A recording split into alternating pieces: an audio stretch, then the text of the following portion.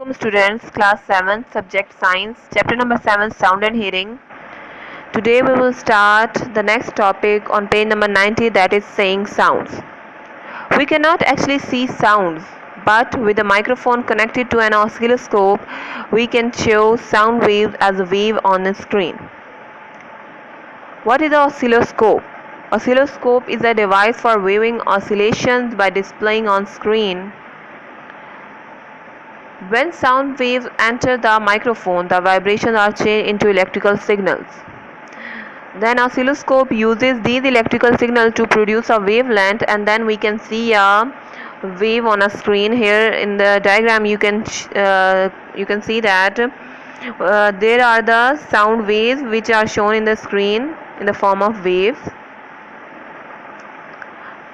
Now the relationship between the speed, frequency and wavelength of a sound can be measured by this equation, that is speed is equal to frequency into wavelength, where the unit for speed is meter per second, unit for frequency is hertz, and unit for wavelength is meter.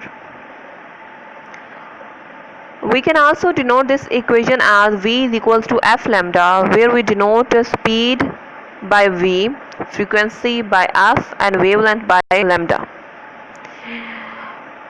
We can measure frequency or a wavelength if any two things are known. For example, we know that the speed of sound in air is 330 meter per second.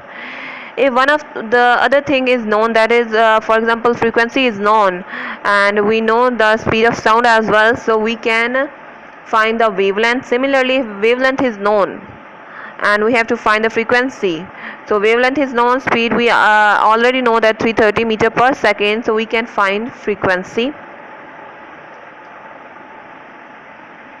How do we hear sound? Our ears are energy changers. Their job is to change sound energy into electrical signals which are sent to the brain.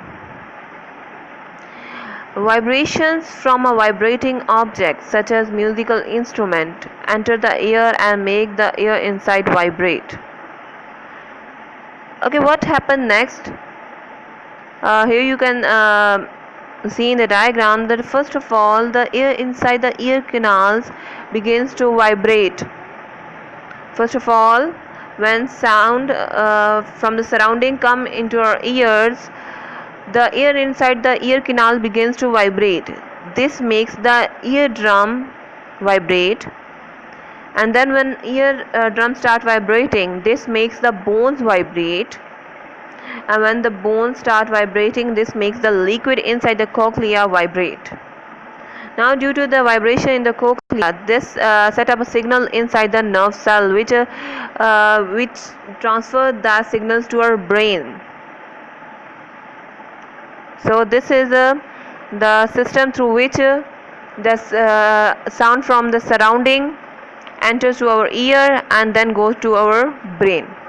That is, first of all, air inside the canal begins to vibrate, then this makes the eardrum vibrate, and then this makes the bones vibrate, and due to the vibration of bone, this makes the liquid inside the cochlea vibrate, and then the signals set up inside the nerve cell.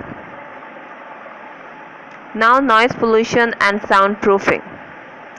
Too much noise causes noise pollution, which can be a real problem today. Traffic noise can be a nuisance to people who live close to main road. Mean to say, traffic noise can be annoyance for the people who live close to main road. The noise from radios and machinery can be an annoyance for the people who want to relax in their garden on a sunny afternoon.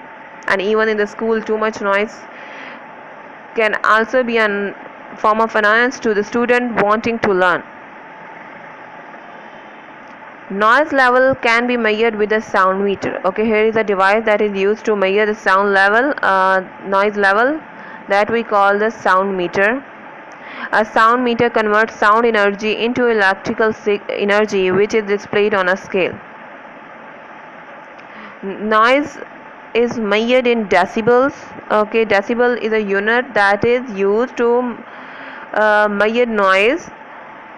We can denote decibels as a symbol small d and capital D, that is dB.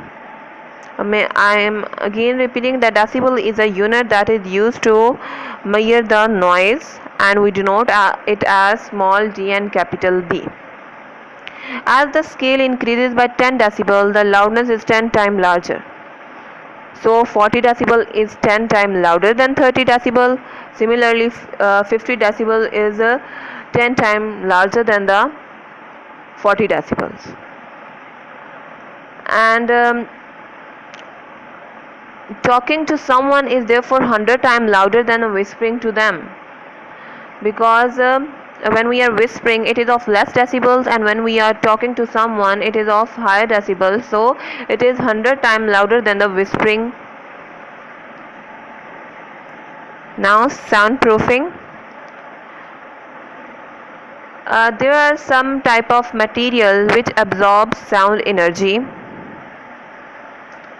We call them as soundproofing materials.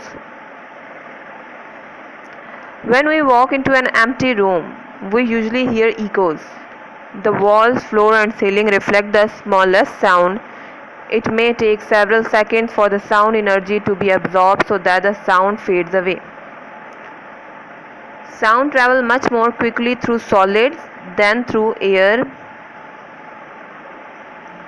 In addition to it, sound travels farther through hard solids,